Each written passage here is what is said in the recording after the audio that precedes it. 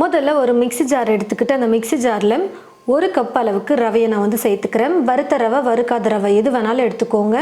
நான் எடுத்துருக்கிற கப்போட சைஸ் வந்து பார்த்தீங்கன்னா 250 மில்லி கப். இந்த கப்பில் 1 கப் அளவுக்கு ரவையை நான் மிக்ஸி ஜாரில் சேர்த்துக்கிறேன். எந்த கப்பில் ரவை எடுத்தோமோ அதே கப்பில் தேங்காவை துருவி நான் 1/4 கப் அளவுக்கு எடுத்து வச்சுருக்கேன். இந்த தேங்காய் துருவலை சேர்த்துக்கிறேன். தயிர் 1/4 கப் சேர்த்துக்கிறேன். நல்லா ஃப்ரெஷ்ஷாக புளிக்காத தயிரை பார்த்து எடுத்துக்கோங்க. 1/4 கப் அளவுக்கு தயிர் சேர்த்துக்கிறேன். நிறைய பேர் வந்து தயிர் சேர்க்காமல் செய்ய முடியுமா அப்படின்னு சொல்லிட்டு கேட்கலாம். கண்டிப்பாக செய்யலாம். ஆனால் இன்ஸ்டண்ட்டாக நம்ம இந்த பிரேக்ஃபாஸ்ட் ரெசிபி செய்யறதுக்கு தயிரும் கூட சேர்த்து செஞ்சோம்னா நல்லா டேஸ்ட்டு சூப்பராக இருக்கும். கொஞ்சமாக தண்ணி சேர்த்துக்கிறேன். தயிர் பிடிக்கலனா நீங்கள் வெறும் தண்ணியை மட்டுமே சேர்த்து கூட அரைச்சி எடுத்துக்கலாம். இப்போ நல்லா நைஸாக நான் வந்து அரைச்சி எடுத்துக்கிறேன். சேர்த்துருந்த தேங்காயெல்லாம் நல்லா நைஸாக அரைப்படுற அளவுக்கு அரைச்சி எடுத்துக்கிட்டேன். இப்போ ஒரு பாத்திரத்தில் இந்த அரைச்சி வச்சுருக்கிற மாவை சேர்த்துக்கலாம்.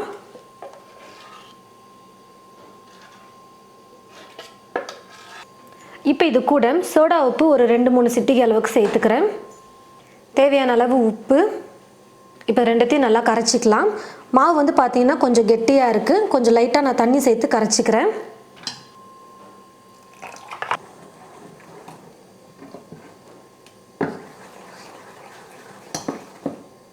உப்பு, சோடா உப்பு, கொஞ்சம் தண்ணி சேர்த்து நான் மாவை நல்லா கரைச்சி எடுத்துக்கிட்டேன். இப்போ மாவை ஒரு பிளேட் போட்டு மூடி வச்சுட்டு ஒரு 10லேருந்து 15 நிமிஷத்துக்கு அப்படியே விட்டுடலாம். கொஞ்சம் ஊறட்டும். அதுக்குள்ளே நான் வந்து சட்னியை வந்து ரெடி பண்ணிக்க போகிறேன்.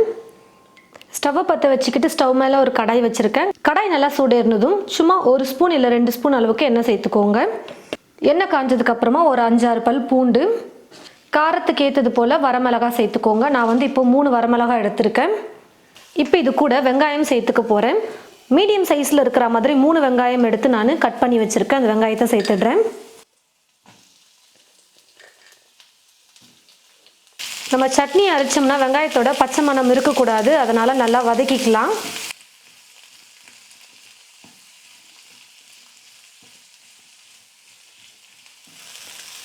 பாருங்கள் ஃப்ரெண்ட்ஸ், வெங்காயம் வந்து ஓரளவுக்கு நல்லா வதங்கி வந்திருக்கு. இப்போ இது கூட புளி வந்து கொஞ்சமாக சேர்த்துக்கிறேன். ஒரு பெரிய கொண்டக்கடலை அளவுக்கு எடுத்துக்கோங்க. அப்படின்னா ஒரு சின்ன நெல்லிக்காய் அளவுக்கு புளி எடுத்துக்கோங்க. ரொம்ப அதிகம் சேர்க்க வேணாம். ஒரு கைப்பிடி அளவுக்கு தேங்காவை துருவி எடுத்து வச்சுருக்கேன். அதையும் சேர்த்துடுறேன். தேங்காய் சேர்த்துட்டு 1 நிமிஷம் வதக்கினா போதும்.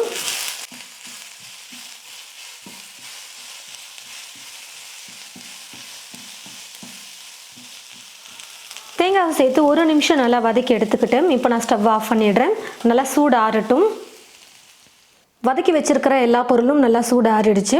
இப்போ ஒரு மிக்ஸி ஜார் எடுத்துக்கிட்டு அந்த மிக்ஸி ஜாரில் முதல்ல எடுத்துருக்கிற இந்த வரமிளகாவை சேர்த்து ஒரு 2-3 சுற்றி எடுத்துட்டு அதுக்கப்புறமா மீதி எல்லா பொருளையும் சேர்த்துக்கலாம். கொஞ்சம் லைட்டாக மிளகாய் கொரகொரப்பாக அரைப்பட்டதுக்கப்புறமா இது கூட மற்ற பொருளை வந்து சேர்த்துக்கிறேன். சட்னிக்கு தேவையான அளவுக்கு உப்பு கொஞ்சமாக சேர்த்துக்கிறேன். இப்போ நல்லா நைஸாக அரைச்சி எடுத்துக்கலாம். பாருங்கள் ஃப்ரெண்ட்ஸ், தண்ணியெல்லாம் நான் எதுவுமே சேர்க்கல. வெங்காயத்தில் ஈரப்பதம் இருக்கிறதுனால தண்ணி சேர்க்காமல் நல்லா நைஸாக நான் வந்து அரைச்சி எடுத்துக்கிட்டேன். ஸ்டவ்வை பற்ற வச்சுக்கிட்டு ஸ்டவ் மேலே இப்போ ஒரு தாளிப்பு கரண்டி வச்சுருக்கேன். 1 ஸ்பூன் அளவுக்கு எண்ணெய் சேர்த்துக்கிறேன். சட்னி தாளிக்கிறதுக்கெல்லாம் ரொம்ப அதிகமாக சேர்க்க வேணாம். எண்ணெய் நல்லா காஞ்சதுக்கப்புறமா கடுகு கொஞ்சமாக சேர்த்துக்கிறேன். கடுகு நல்லா பொரிஞ்சதும் 1/2 ஸ்பூன் உளுந்து, உளுத்தம்பருப்பு பொன்னிறமாக வறுப்பட்டதுக்கு அப்புறமா நான் ஸ்டவ் ஆஃப் பண்ணிடுறேன். ஸ்டவ் ஆஃப் பண்ணிவிட்டு கருவேப்பிலையை கொஞ்சம் நான் வந்து இது கூட சேர்த்துக்கிறேன். இப்போ தாளிச்சிருக்கிற இந்த தாளிப்பை வந்து சட்னியில் சேர்த்துக்கலாம். நல்லா டேஸ்டியாக ரொம்ப சீக்கிரமாகவே வெங்காய சட்னி ரெடி பண்ணிட்டோம். நம்ம முதல்ல ரெடி பண்ணி வச்சுருந்த மாவு வந்து பார்த்திங்கன்னா நல்லா ஊறிடுச்சு. சட்னி செய்கிற வரைக்கும் நம்ம மாவை வந்து ஊற வச்சோம்னாலே போதும். ஸ்டவ்வை பற்ற வச்சுக்கிட்டு ஸ்டவ் மேலே ஒரு தோசை கல் வச்சுருக்கேன். கல் வந்து பார்த்திங்கன்னா நல்லா சூடேறிடுச்சு. இப்போ கொஞ்சம் கொஞ்சமாக மாவு எடுத்து நான் வந்து தோசை செஞ்சிடுறேன். நம்ம வந்து இப்போது மெல்லிசாக தோசை செய்ய போகிறதில்ல, செட் தோசை செய்வோம் பார்த்திங்களா, அந்த மாதிரி தான் இப்போ நம்ம பண்ண போகிறோம்.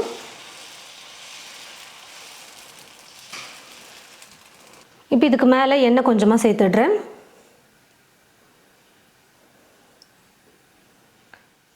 ஒரு பக்கம் நல்லா வெந்ததுக்கப்புறமா இன்னொரு பக்கம் திருப்பி போட்டுக்கலாம்.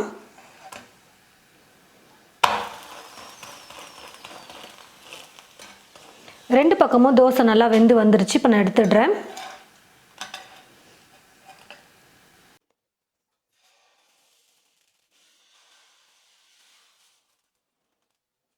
இதே போல் மீதி இருக்கிற எல்லா மாவையுமே நம்ம வந்து செட் தோசை மாதிரி நல்லா குண்டு குண்டாக செஞ்சு எடுத்துக்கலாம்.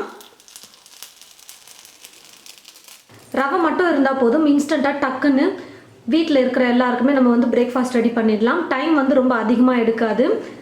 தோசைக்கு கூடவே தொட்டுக்கிறதுக்கு வெங்காய சட்னியும் நான் ரெடி பண்ணியிருக்கேன்.